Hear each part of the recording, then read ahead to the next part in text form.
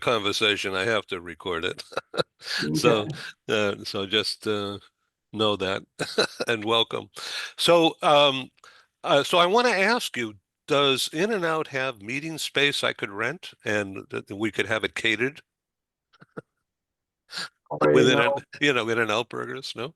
The catered piece you can get. It's called the cookout. I don't know how much it costs, but that you can get. But meeting space is definitely very tight here in the office. I can And it's imagine. public that we are moving, which is why I was hired. We are moving to Baldwin Park, California, where the old headquarters is, as well as to Franklin, Tennessee, outside of Nashville, where they're building a new second headquarters. And that will happen by the end of 2029. That's outside of Nashville, but Outside of close. Nashville, yeah, south of Nashville, a suburb. So that area is booming, and It it's is. the south mid-central part of the U.S., for those of you who aren't familiar with the map. And that is a relatively low cost of living area, not Nashville. That's already becoming expensive with all of us Californians moving there or buying property. But um, but east of there and south, that is low cost America.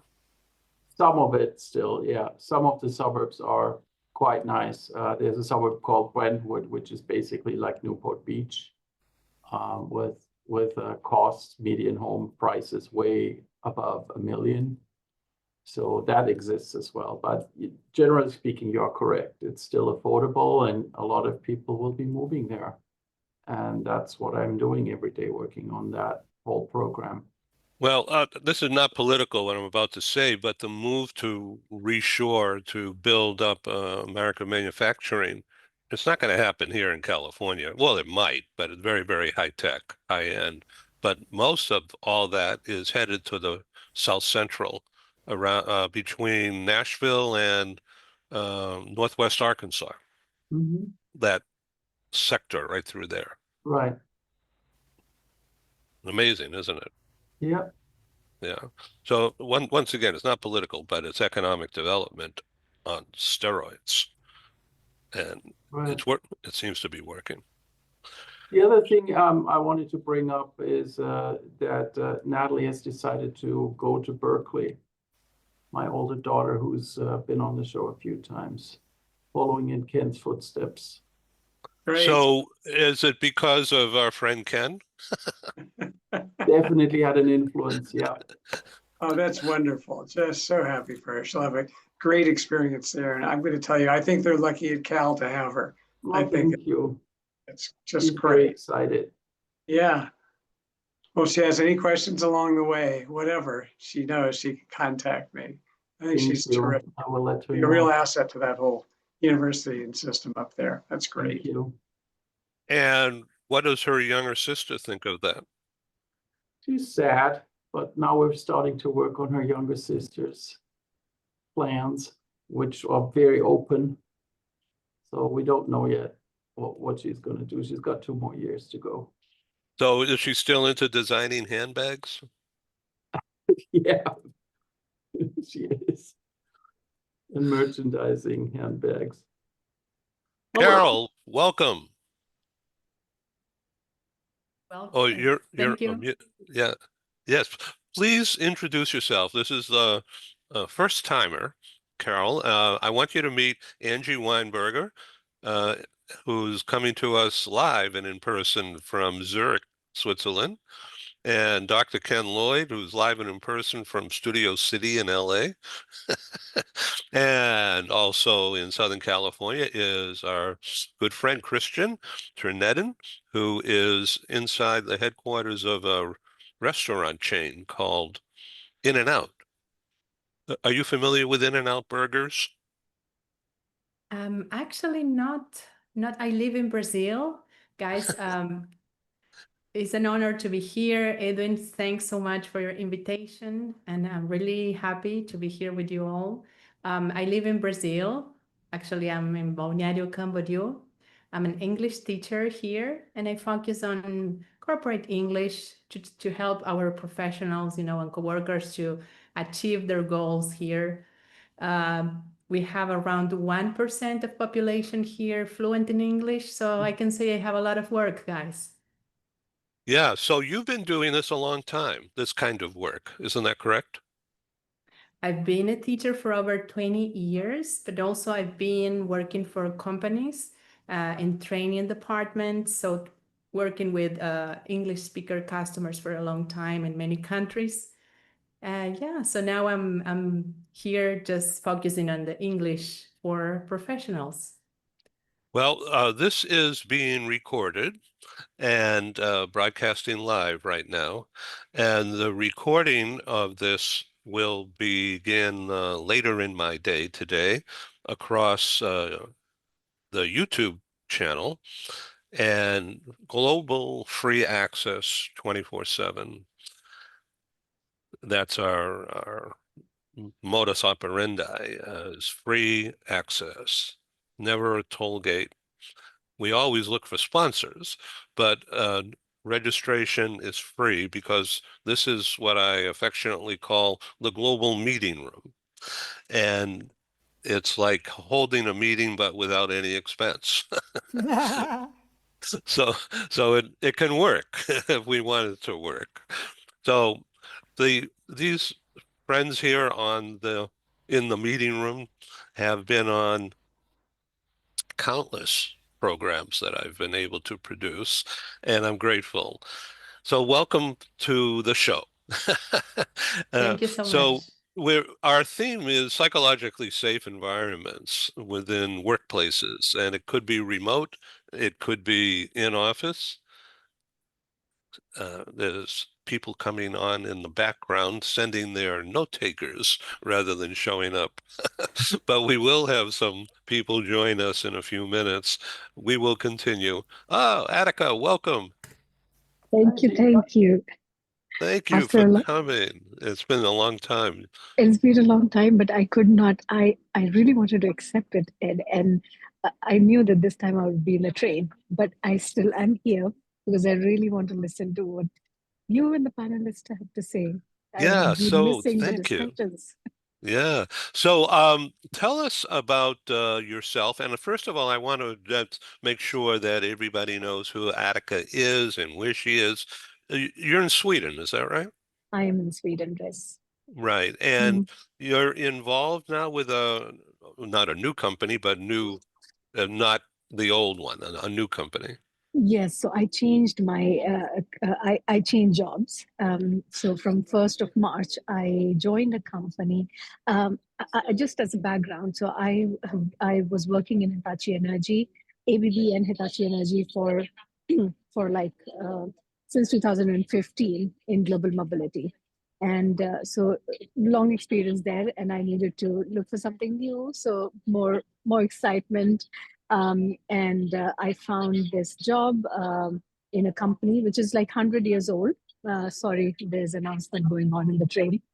It's a 100-year-old company, but and they do have global movements, but they never had global mobility.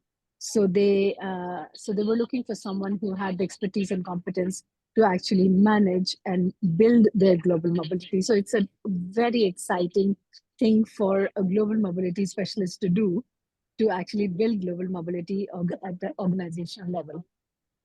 And the work in itself is a bit different because here I'm building the policies and the processes and guiding the business more in the ways of mobility rather than doing assignment management.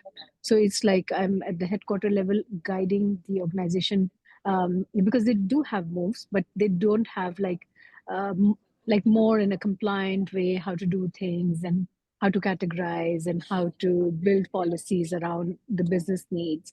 So it's a I very am interesting assignment. really honored to have you with us, Attica, for a number of reasons. First of all, of the cultural diversity that is represented on the screen today. Carol is in Brazil. Are you in Rio or Sao Paulo? I'm 6 hours away from Rio, or yeah, like I'm in Balneário Camboriú. If you look up the Dubai of Brazil, that's where I am. Hmm. Dubai of Brazil. Well, that's in the north. Is that right?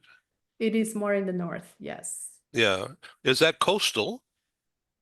We have, not extreme winters or extreme summers, so it's very pleasant through all the year. So that's why I chose this place to live. The weather is so good, the nature is beautiful, people is very nice too. Oh, it's so nice to have you. Thank you. So part of the success of this broadcast over the past 5 years, I started this in March of 2020 when COVID crashed into my 30 years of doing live meetings and events, and poof, goodbye. So I had to figure out how to capitalize on contacts that I've been fortunate to have developed over the years. And a friend of mine uh, is a radio show engineer, not a broadcaster, but an engineer. In other words, a guy pushing the buttons behind the scene for a company that at the time, not his, he worked as chief engineer in a program called World Talk Radio. And so what was that? Well, it was a radio show, but rather than 103.1 on the dial in your local community, worldwide and free. So he says, this is what you need to do. And so we started doing radio shows in 2011. And we've done a couple of hundred. And then COVID hit. And he says, you got to get friendly with the camera and learn how to do this. And so I took some lessons and watched a lot of actors. In other words, TV news anchors delivering news broadcasts and how they did one-on-one interviews and how they did remote discussions and things like that. And so here we are today. More than 1,000 editions have been produced. Carol, this is number one for you, and I welcome you to think about getting involved. Part of the reason I'm so encouraging of you to do this is because the people on this broadcast right now are super smart because they're here, but also it's a way to talk in a non-threatening manner. The current rage is psychologically safe environments, and we're turning that into doing what we're doing anyway. And the people make it safe. And I want to introduce you to Dr. Ken Lloyd. Ken, Carol. Hey, Carol, very nice to meet you. And Atika, it's nice to see you again as well. And we've already said hello to Christian and Angie and Ed. Yes, psychological safety. This is a very safe program. Okay. This is not contentious. No one will say, well, that's a really bad idea. Why in the world? It's just the safe environment, psychologically speaking, is an environment where everyone is free to present their thoughts, ideas, suggestions, input without any fear of reprisal. And you're also free to make a mistake, and that's fine. And it's looked at from the standpoint in an organizational context as an area for additional learning, training, development, support, and guidance, and not blame or retribution or any scolding or any of that stuff. It's positive, it's forward focused, it's respectful, and it's based on truly listening to what others have to say and building on it rather than saying, okay, when someone says something, what can I criticize? What can I find that's wrong? Because ultimately that just shuts people down, and then you've totally undermined the group or the organization that you're trying to help build and support and generate. So it's an environment where we really can be open without any concerns, and this is organizationally as well as on Ed's program, of getting criticized, rather saying, well, that's an interesting point. Let's build on that. Or let's talk further about it. And it's not to be slick or smooth, but really to be supportive and trying to forward focus and build where we're going and build the players on the team at the same time. Carol, I want you to meet Angie Weinberger. She's in Zurich, as I mentioned, a former corporate employee at senior levels and has been involved in global mobility things. And Angie, why don't you do a lot better than I just did and talk about your red couch? Ed, you did perfect. So, Carol, we have not met. I think in the background you see the red couch that has featured amazing people, almost everybody here. Atika, I'm still waiting for you to tell me when. To tell me when. Carol, you will be invited as well. So I'm learning here from the big master Edwin to interview people, but I just do like one-on-one talks, and the red couch is like the backdrop. It's the furniture that I've had for the longest time in my life, basically since I was 8, and it's been moving around the world with me. And speaking of psychological safety, this is the place where I feel like the safest and the coziest, and where I chill normally. So before we get started on psychological safety, I just wanted to say, Ken, I finally received your book. Oh, you I are don't so. know why it took weeks. I guess maybe I wasn't ready for it, but I finally received it through the book channel. So this is Oh. my next book to work on and to talk to about with my clients. Carol, I'm a coach mainly. I'm also a global mobility. I call myself a global mobility Yoda. So similar to what Atika has been talking about. I used to work in the corporate global mobility field, and I still teach in the field for more junior professionals. And sometimes I work on policies and strategic topics with people in the field, especially here in Switzerland. But I spend about 80% of my time coaching expats and internationally mobile professionals. Let me jump in and make a point for Carol and for the audience out there. The 3 I's. This is all about psych safety, isn't it? Yeah, so shall I say something funny? First of all, when I heard the term psychological safety for the first time, that was in 2022, we were still in a pandemic and the war in Ukraine had just started. And we probably also had one of those shows with you, Ed. But I had a very hard time, for the longest time, to understand the difference between trust and psychological safety. And the thing is that I am a German native speaker and not an English native speaker. And German has a lot less words than English. So sometimes there are 5 English words and there's 1 German word. So sometimes it takes me a bit longer to get what really the difference is. Yeah, so in German it would all be the same. Like it would be like Vertrauen, we would talk about trust. And one is a bit more inward and one is a bit more outward. Yeah, so I understood, I got the concept, I learned about it, I used it, and then I thought, but where's the cultural component here?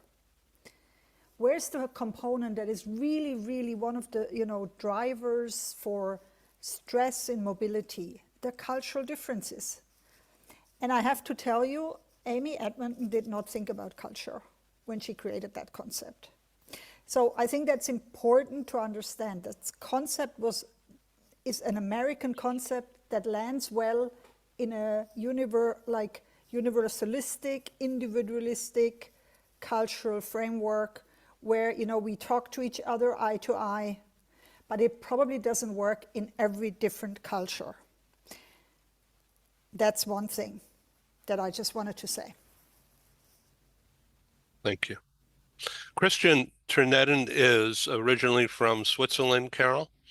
Has been in the U.S. a number of years. Christian, welcome again. Thank you.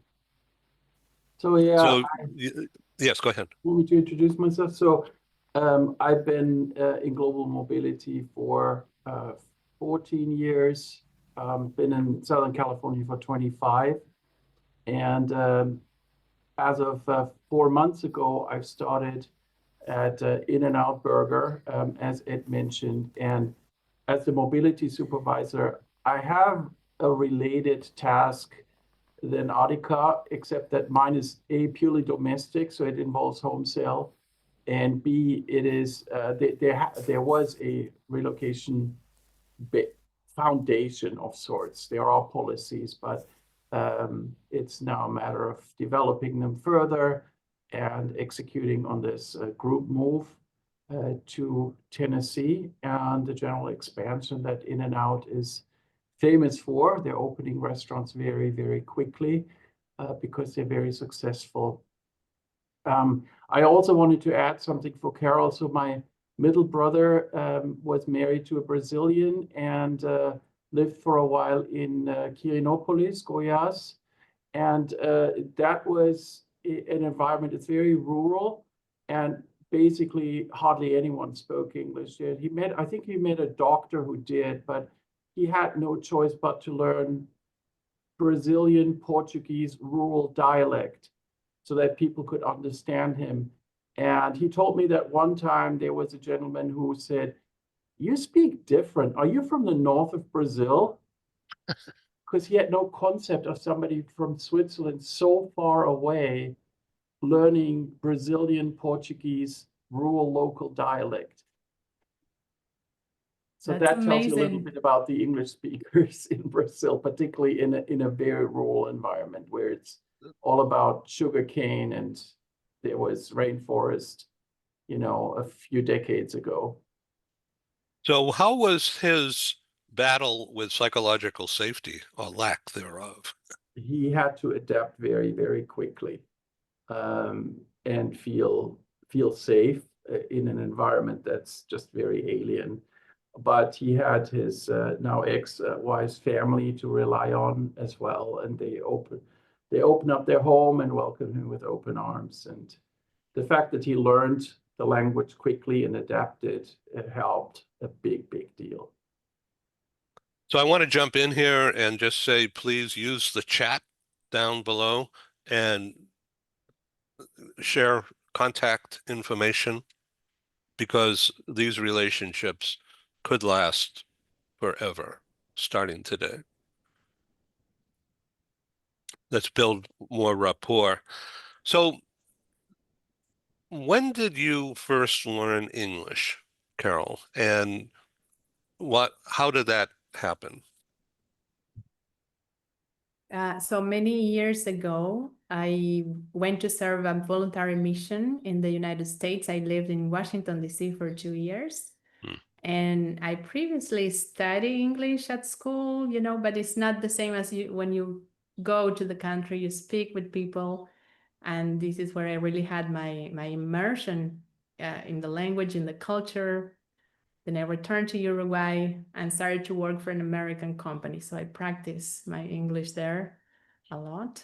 And I also experienced, as Angie mentioned before, this cultural difference, right? When I was in the United States and I couldn't speak in the first days, and it was like a barrier for me, really. And I nowadays I can relate with people that is in the same position, that they know the language, but they don't feel comfortable enough to speak. So in the classes, what we do is to create this comfortable environment for them, positive, so they can feel safe, and that really helps them. When they feel safe, is that they can evolve, in the language is very rewarding. Attica, let me ask a question to build on what Carol was just saying, and what Angie was just saying, and what Christian and Ken were just saying. So are you a teacher at the C-suite level? Are you teaching the executives about what's required? Yes, in this position, yes. And that's the thing, that when we talk about psychological safety, we also need to think it from the perspective of when you teach someone something or you advise, and they need the way that you do it. It should not make them feel that, oh, we didn't know, or then they take a corner, and then the message is not well received. So you need to come from a place that you build a rapport, you engage, and then it has always got to be a two-sided inputs.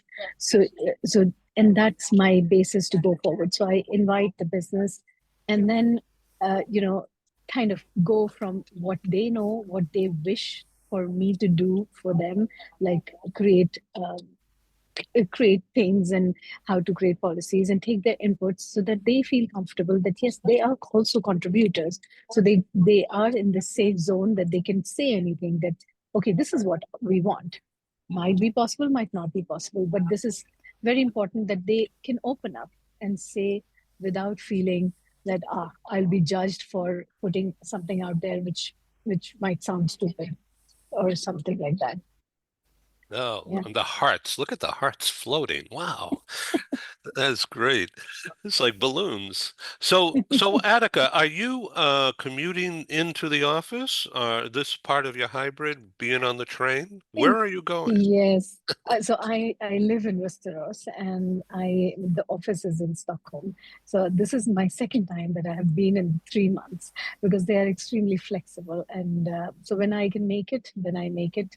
Otherwise, work from home. But you know how it is. It's after COVID, everything opened up. People realize that it's okay to work from far. So so I'm mostly working from home office. But then, of course, coming to office for certain meetings.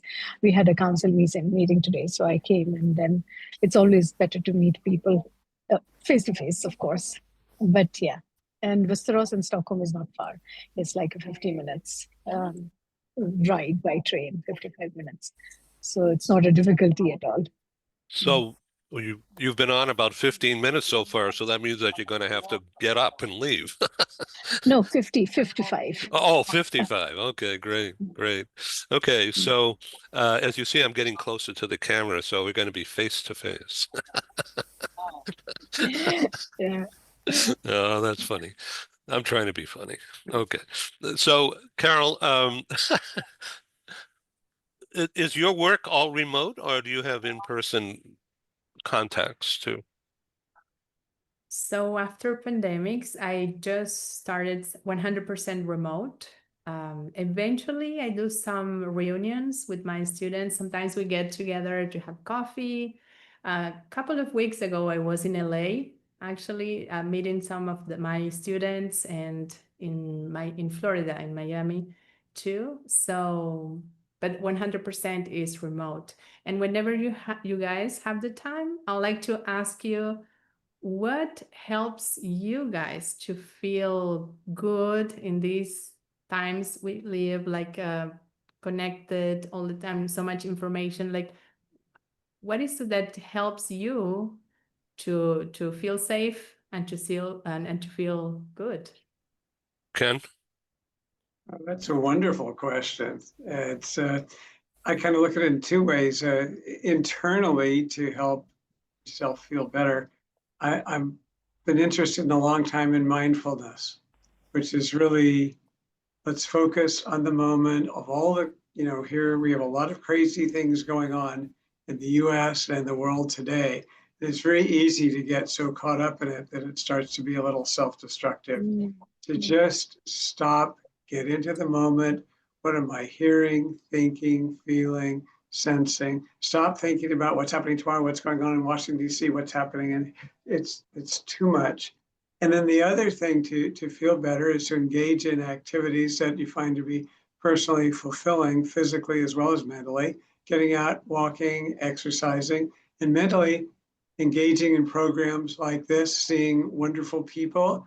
And I've had the pleasure of in person with some, and it's just nice to have that social contact with good friends and with family, and to try to engage in actions and behaviors that are personally fulfilling and rewarding, that really fulfill your passion. You're not doing it out of obligation. I got to do it, or I'm on the time clock. But whatever you enjoy, what is it that brings you some personal satisfaction as well? We all have our different interests and needs. I personally love to write. To me, the blank page is what's going to happen here.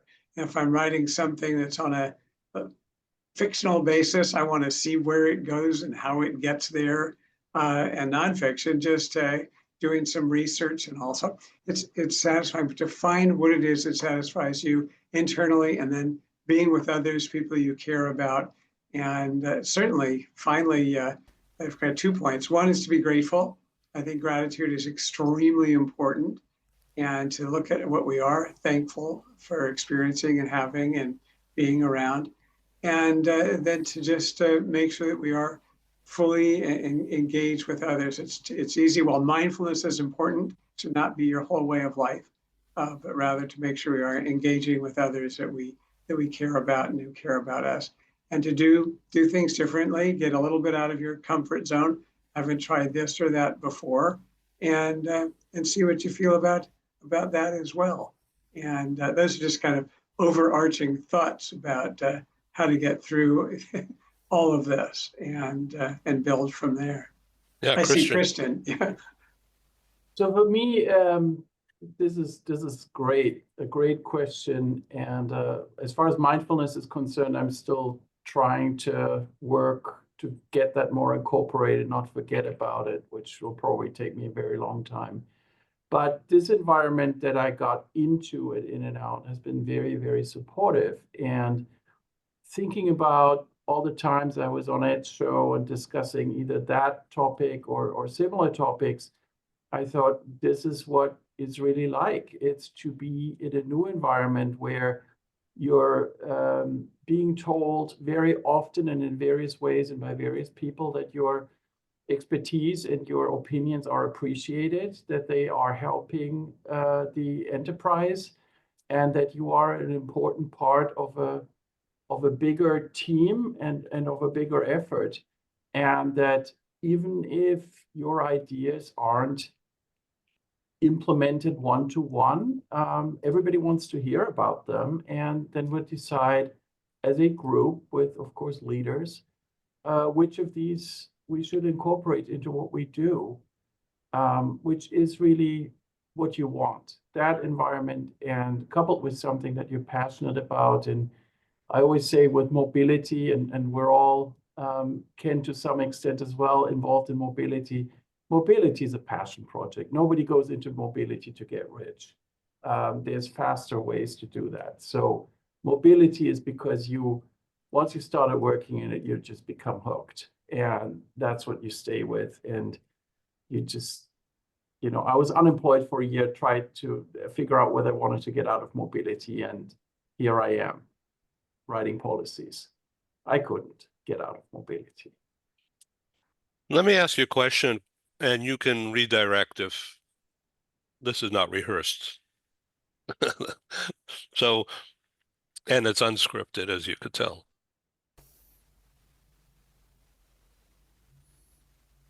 Like your home life, you were working from home a long time.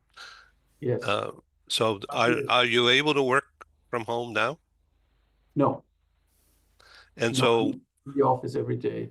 how have you managed that without divulging stuff you don't want to, of course? But what pardon me, I'm getting interrupted here. Okay. What can you share about how you managed that psychological lack of safety perceived that way, and how have you achieved getting through or working on getting through? So part of the psychological safety that I've gained at In-N-Out, part of hearing this positive feedback, which makes me, of course, try to offer more of what I can give, what I can offer, is being in the office every day. And while it was a big change, like I said, 5 years, ever after COVID, I was at home, and now I'm driving again every day. It has been very healthy for me mentally, because this is a culture where everybody interacts with everybody else. People just go and visit people in their offices sometimes just to say hi and chat, and you meet over coffee, and there's a lot of interpersonal activities here, and I really needed that. It's very refreshing, and I find myself enjoying it a lot. Not that yours shows weren't enjoyable, Ed, they were, but real life has some advantages as well. And yeah, I really enjoy it. It is, for me, it is part of feeling safe in the workspace. in an interesting way, that it is one-to-one. It's real life. So thank you very much for sharing. I'm sure everybody can say something about what you just said, but I'm trying to reconstitute or recreate live meetings in sync with the remote, and in fact, having a remote section within the live meeting. Why? Because, well, I like doing it, and I know how to do it, but mixing a video broadcast section within the live meeting creates a huge audience for the speakers and the sponsors, of course, and for me. So that's why I'm driving to and searching, frankly, for a new way. I've done over the years, the first live meeting I produced, it was in 1984, just to give you an idea. That was a long time ago. And that was inside the LA Chamber of Commerce, LA Economic Development Corporation. And they were my partner in a magazine called California Bound Relocation Guide that I created, and was super successful from day one because of the need of companies to recruit people. And like me, I was a stranger from Boston, parachuting into West LA. Beverly Hills actually is where I settled, not in the rich area, but not so rich area. And yet the business product, the magazine, became a hot seller almost overnight as a result of the chamber partnering with me for the benefit of their members. And I knew nothing about LA. So talk about psychological safety as absent, but the business took off, and that made relocating with a wife and a 13-year-old daughter bearable, unbearable some of the times, and it eventually led to divorce.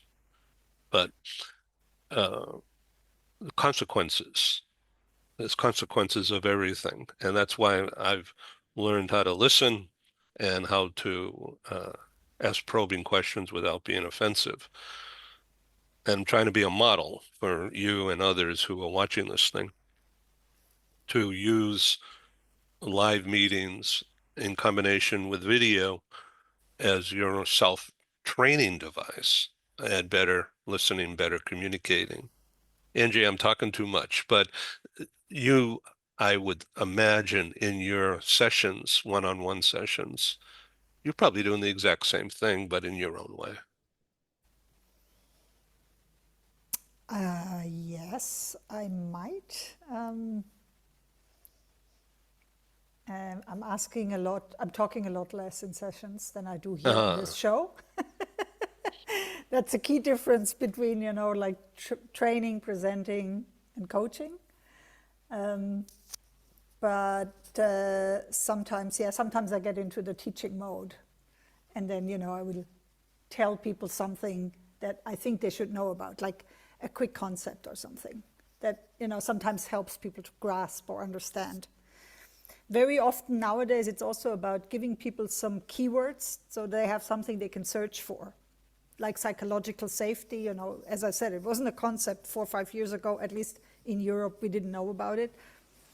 And then, it swapped, like it came over the pond. And then now, it's a skill that is taught in leadership training. It's something that is seen as really critical and important for leaders. We haven't really made the switch to what does it mean in global mobility. You said earlier, the 3 I's, aren't they all about psychological safety? But then I got distracted and didn't answer your question. So maybe I'll just come back I'm sorry, to that. isolation.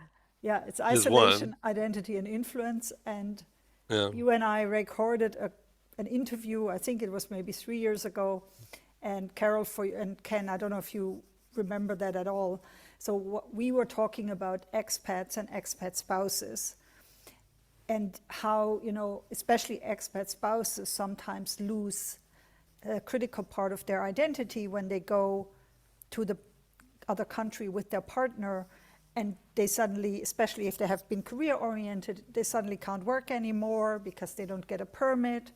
Or like Switzerland, they might have a permit, but it's very hard to enter the job market. And the isolation that comes from being at home with small children or a dog or nobody that you know. So that was sort of a consequence of that loss of your professional identity. And then the influence is sort of the solution. Yeah. So how do you get out of the rut is basically, you start to connect with people, to build influence, to build a circle of trust, a circle of influence. I very often speak about a circle of trust, which is basically psychological safety, built in another country. So yes and no.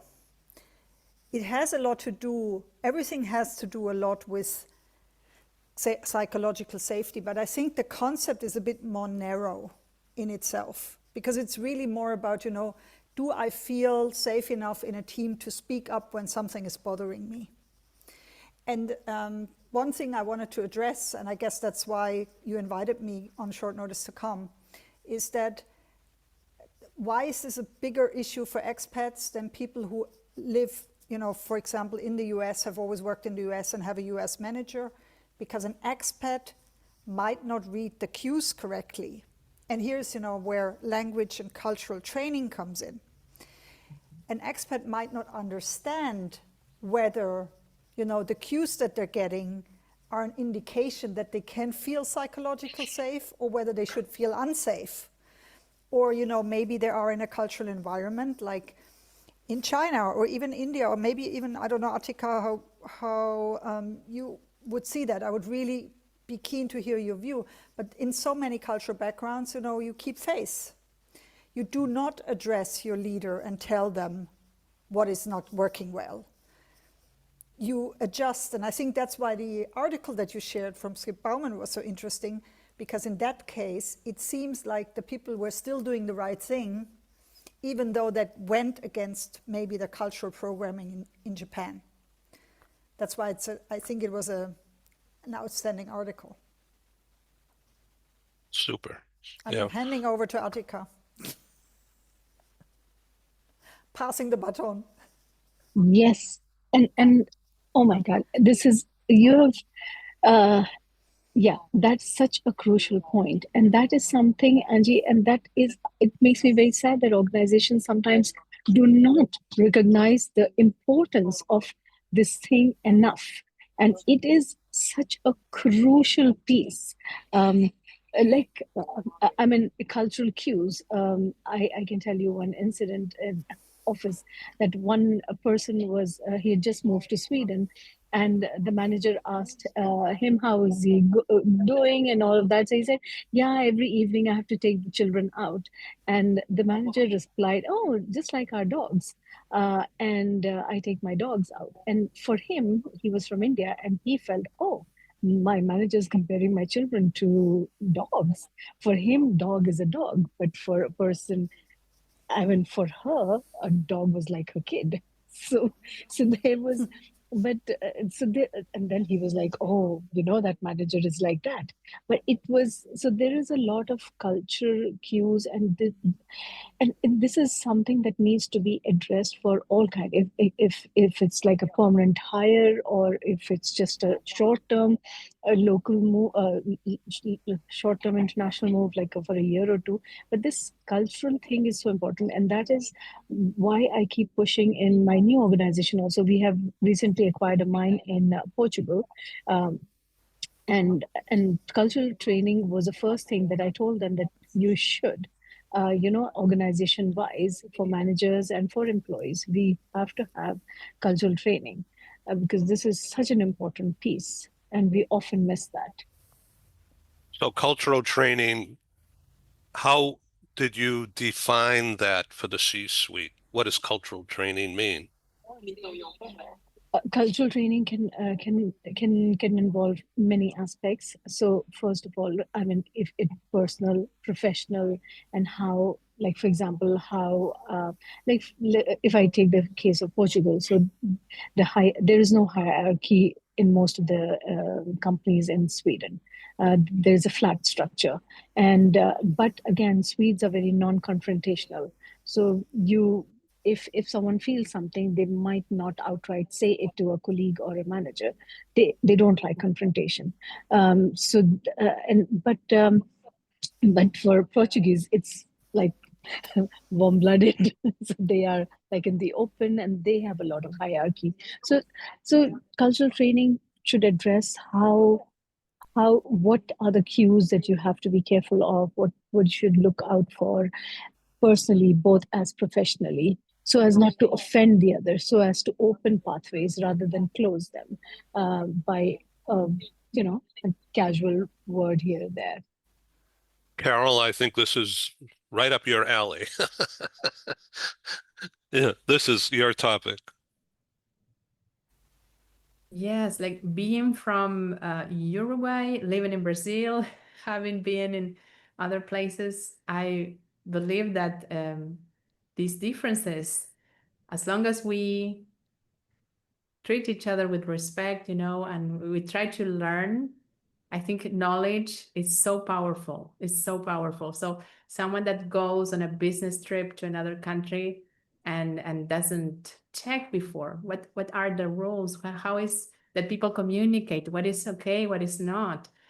My first trip away, like abroad, was on that time that we didn't have internet, like 20 years ago, right? No information available. I had to learn things on the go.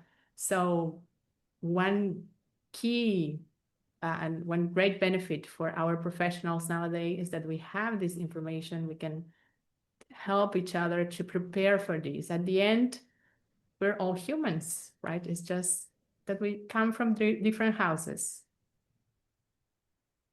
Christian? This is very nice. Your last sentence, we come from different houses. I'll steal that and I'll use that going forward. With my experience, it's kind of interesting because while I'm definitely international and always talk about my background as well, I'm in a company now that is on the surface very American. And when you look a little bit deeper, the people that work here also have all kinds of international backgrounds through their heritage. And it is a lot of fun to play with that and ask them questions, to your point, Carol, to learn from them. So, how did you celebrate Memorial Day? I had a family event. So what did you eat? And then, you start. Food is definitely, discussing food is definitely a way to learn more about somebody else's culture and what cultural influences there might be. And there might be several different ones. So it's not necessarily that you're in an international environment at first sight that you see this. You kind of have to dig a little bit beneath the surface. And I'm sure, Atika, that's when you have the Swedes and the Portuguese, but then all of a sudden you find out they are from different cultures or have spouses or significant others from different cultures that you don't even see unless you ask and hear about them. This is something that is just very multifaceted and fascinating. And like I said, a lot of fun too, to explore. Ken?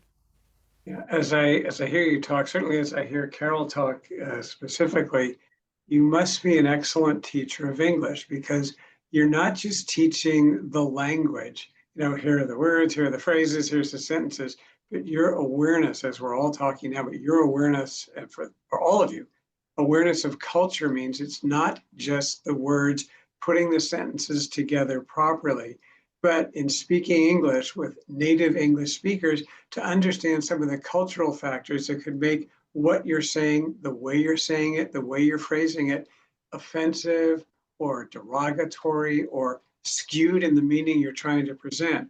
So it's not just lining up a bunch of words and sentences and punctuation, but rather the culture and cultural factors that are behind the language that I would think would make you an absolutely amazing teacher, because your students are going to come out with more than understanding just the language so that they can read a book and never really interact successfully or effectively with native English speakers. I think it's absolutely terrific. And I think your training and your experience, certainly in Washington, D.C., has helped round that out, because there is so much more to communicating with others than just words. We know all about nonverbal communication. Then you enter the cultural factors of what you do and how you say it and when you say it. And it's just very different culturally, even with the same words running through it. So I think that this is a real highlight to the discussion, and very interesting to hear your thoughts on it. I want to ask Christian to divulge some things. Again. But this is a different topic. So when in and out, in office, and people stop by and chat and that kind of thing, do you teach about what really happens in mobility, the psychological Yes, all the aspects time. of, Yes, yeah? all the Because time. I'm sure people never thought about that until you talk about it, and then they say, "Oh yeah, of course." They haven't, or they are afraid of moving to a new location where they don't know anyone. And of course, moving to a new location where they don't know anyone is daunting. I mean, I've done it a few times in my life. And it is not easy, for sure. But creating awareness that we understand, and not just me, but my leaders as well, that we understand that when we ask people, hey, do you want to move to Tennessee with the company? And here's what we do to mitigate this challenge of you meeting other people. Here's what we have in mind as ideas. That is something that we talk about quite a lot. So I'm always glad when I can bring everything that I've learned also in this show to the table when we talk about this. It's really important, particularly at In-N-Out, because In-N-Out is very people oriented. It's one of the best. I think, Ed, you sent me this the other day. It's one of the best employers in the United States. And one of the reasons is exactly what I'm just talking about. Pardon my back here. I'm looking for something. I don't know whether you're going to be able to see this. Yes. Okay, this is a glossy magazine. This one is called San Diego Bound. And of course, I had LA Bound and Chicago Bound and Miami Bound and Texas Bound and New York Bound. And the group was called US Bound. And this was in the 80s, give you an idea of relocation. And so this San Diego Bound was the official newcomer guide of the San Diego Chamber and Economic Development. And the mayor of San Diego, I'm not showing off, I'm just, I don't know if you can see this. It's all, you can't see it. Okay, so it's glossy pictures all about the area. And it was used as a recruitment tool by every major corporation. Same thing with LA, but it had nothing at that time in print, this is print, about psychological safety, about relocation. And so the term psychological safety in relocation, and what does it mean? It's like a breath of fresh air coming into something old and staid, and don't make a fuss. Don't be seen as a troublemaker, bringing up what's really important, but nobody wants to talk about it. That's the relocation industry from yesteryear, right? But today, and you are the perfect conveyor of the need to open up, open the windows, let fresh air in, talk about things, right? I think we Would you all like are, to yeah. comment? Yeah. Yeah. And the executives are okay with that. Well, I think that's a psychological safety again, right? In another area. Atika talked about this, that they're listening. They're not shooting you down. They're not saying this is irrelevant. They're listening. They know how important that is.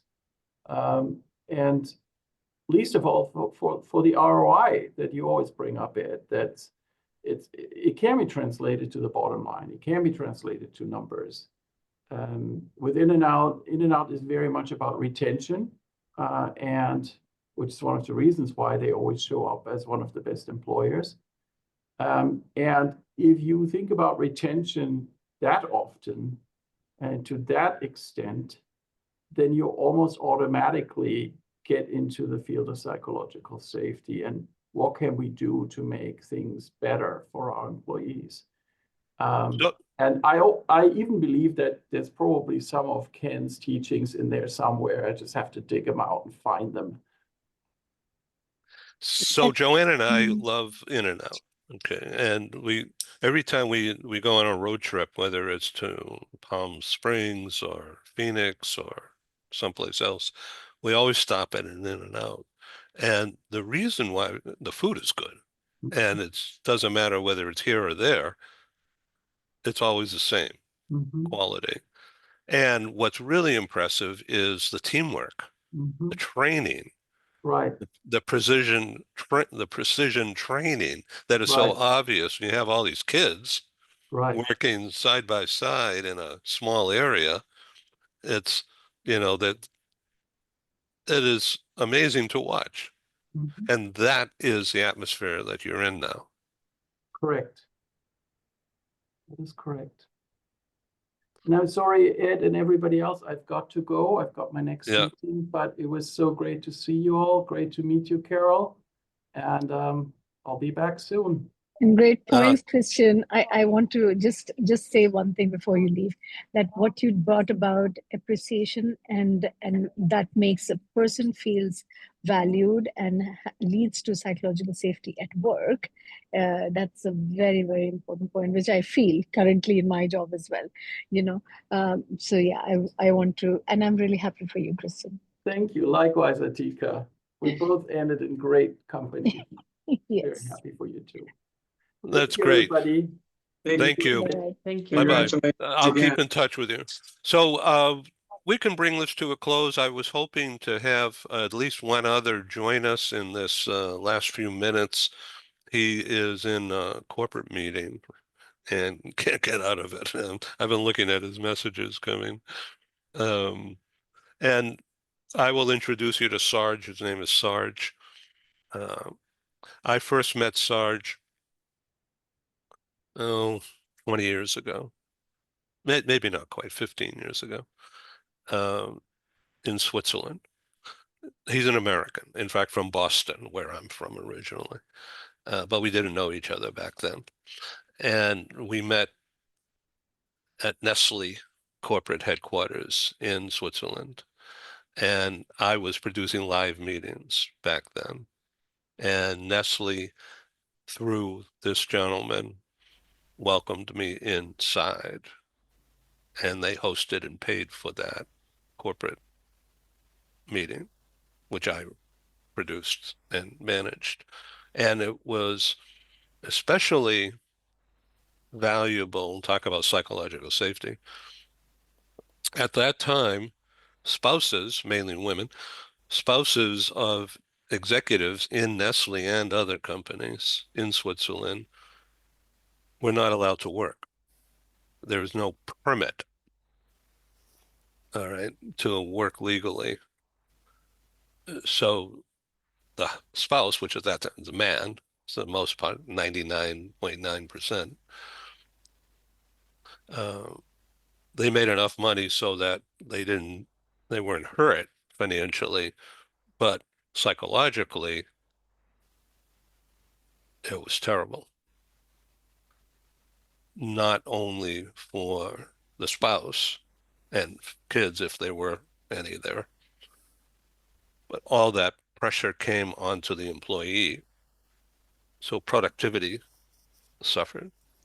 So they got together, the spouses got together with the corporate execs who would listen to what the situation was, and they developed a group called the Permits Foundation, which is based in Amsterdam, because there was an international problem of spouses not working, and the spouses are highly educated, productive, but it was illegal to work without a permit, like all this rigmarole. To this day, it's still a problem, but the Permits Foundation has broken down barriers, broken down blockage. And so there's many situations in Europe whereby the spouses can work. There's a permit for that. And so the spouses became very important, including Sarge's, this gentleman, Sarge, who was supposed to join me here,